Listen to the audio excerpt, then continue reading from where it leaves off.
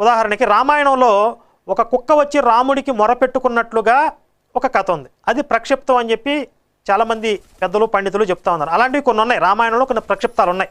అంటే ఆ కథ ద్వారా అక్కడ ఏం చెప్పదలుచుకున్నారు? మంచి విషయమే చెప్పదలుచుకున్నారు. అంటే ఒక జీవికి అన్యాయం జరిగింది, నాకు న్యాయం చేయమని చెప్పి రాజును వచ్చి వేడుకుంది. అక్కడ చెప్పదలుచుకుంది మంచి విషయమే, కానీ అది ప్రక్షిప్తం.